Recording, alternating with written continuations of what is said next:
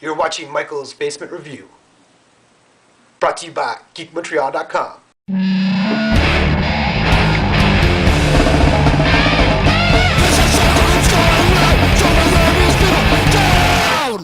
Good morning, one and all, and greetings and salutations. I just got a really cool t-shirt. Look at it. It's custom design. Alright, so I guess we'll just dive right into it. The first one up is One Moment in Time, Amazing Spider-Man 638. And, no. As of late, The Amazing Spider-Man has not been hitting it out of the park. I guess that's a thing with the series. Sometimes it's really, really good, and sometimes it's really, really bad. I guess I can talk about it. It's been a couple of weeks. Basically, Spider-Man misses the wedding because a guy was on top of him. Like, he was fighting crime, and the guy falls on top of him, and they're just stuck there for a bit. The other thing, too, is that throughout the book, both parties aren't sure if they really want to go through with it. We find out what MJ said to Peter Parker, which is really nothing at all. It's something like, make sure that he's all right. That's basically what she whispered in defense of here. As a whole, there was like a couple of moments where it seemed realistic where, an ex comes over and, they want to clear this shit up. And they just start talking about what happened and they still have feelings towards each other. I can't even, sometimes that just doesn't even work too. Like, sometimes people just move on and there's no explanation left. You just got to pick up the pieces and carry on. But like I said, I was really a big fan of the status quo of the brand new day of Spider-Man. Like, I hated how they changed it. I mean, it was such a bad idea for a story. It seemed very quick. And now they're trying to fix it with another bad idea. And it's not going out too well. I would have just settled for, they just decided at the last minute they don't want to get married. MJ doesn't like that he's Spider-Man. He's not going to give it up. There you go. You don't need anything. You don't need 2 issues to talk about it. People just have already accepted it because the new status quo Spider-Man, to me, is a lot more interesting and a lot more fun and vibrant. But they seem to be trying to make everybody happy. Now, when you do a change like that, people are just not going to be happy. Some people are just going to be, this is garbage, and you got to deal with it. So anyway, I didn't like that too much. I just prefer simple. Let's not get married. And I'm like, okay, I'd buy that. Avengers number 3. Now, okay. I like this book, but I don't like this book. I don't like this story arc, I should say. This is what I love. I love the art. I love all the little moments of between characters. They always. I just love that interaction. When there's a big group like Avengers, you love to see the kind of communication between like Spider-Man and Thor because you don't see it anywhere else but there. So Spider-Man says a joke and Thor's also like, "Bah, bah, bah," and that didn't happen, but it's gonna happen eventually. But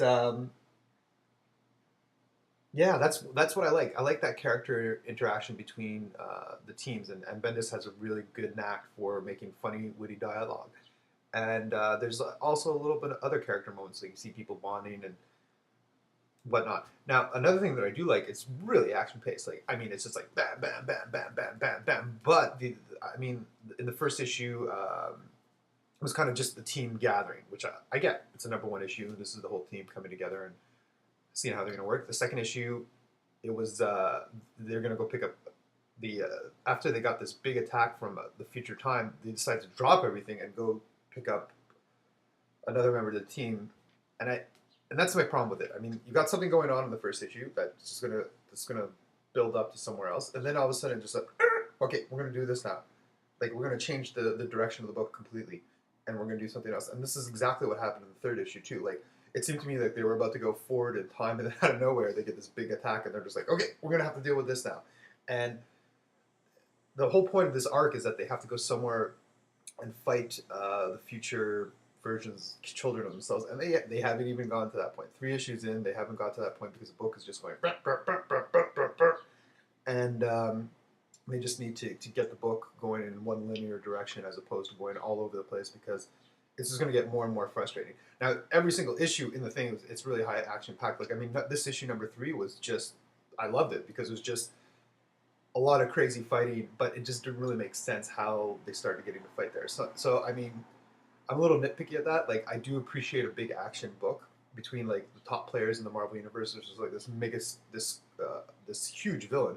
I don't want to say too much. I hate spoiling shit, but how they got there, I really didn't appreciate it too much. I rambled on way too long for those 2 books. This is good and weird. I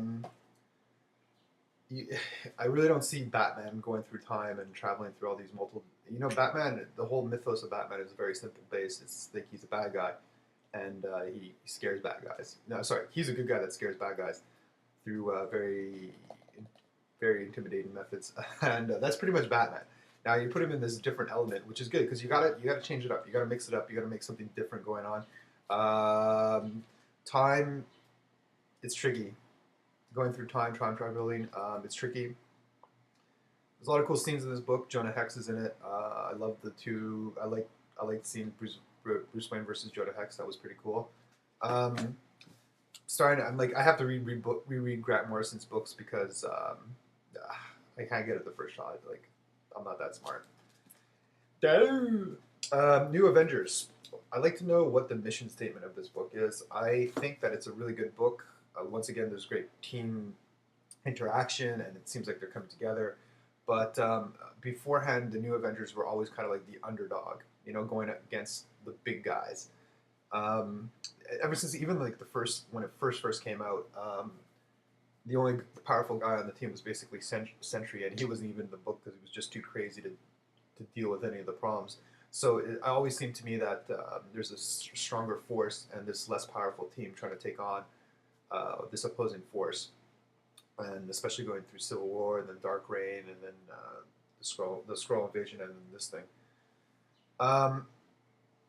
Yeah, that's and now the New Avengers just seem like a very powerful team, and I don't know what the point of the book is because you have the Avengers already. So why do you need the New Avengers? So this is just like more of a clubhouse for good friends who want to fight crime, and I suppose that's enough in itself in a mission statement as a book. But I mean, why do you need 2 Avenger books? Because they both can sell. I don't know. I think the New Avengers was a lot more interesting because they had a defined purpose and they had a defined characteristic about the Avengers mythos. I mean, they did their own thing. Like, this is them being the underdog going against all these big forces that they don't have a chance in hell beating, but they always pull their shit together and do it anyway. This is amazing. I'm running out of time, so I'm just going to go very, very fast. Prince of Power 3 or 4. You got to pick up this series. It's absolutely to die for. Walking Dead, number 75. This is a good book. And once again, I can't really give too much without spoiling it, but the town they're in, yeah, you're just going to have to take my word on it. It's a really good book. It's cool. It's Kirkman really knows these characters. I mean, they're close to his heart, and he puts them through everything you can possibly imagine. He's a huge zombie fan and knows how to tell a good zombie book without even using zombies. And he realizes there's more to it than that. There's people are going to live, and it's going to affect them, and how we interact as human beings is going to be infected how we treat each other, how our definitions of right and wrong are. You can't just do what you think is always the right thing, because then you'll just be fucking insane. So anyway, Walking Dead 75 is fantastic. There is a really cool preview of the TV show that's going to be coming out, like actual pictures of the live action characters, and then Kirkman gives a really weird bonus at the end, like this alternate tale of why the Walking Dead, of how the zombies came to be, and what's the real problem. Unfortunately, it's never going to be. It'd be cool if he just did one issue of like followed up on that, because it was kind of fun. I was like, oh yeah, it's silly. It just doesn't count. So it was good. Anyway, I rambled for quite a bit. I hope you enjoyed it. I'm gonna go back and drinking my coffee. Check out my T-shirt one last time. Look how awesome it is. Yes.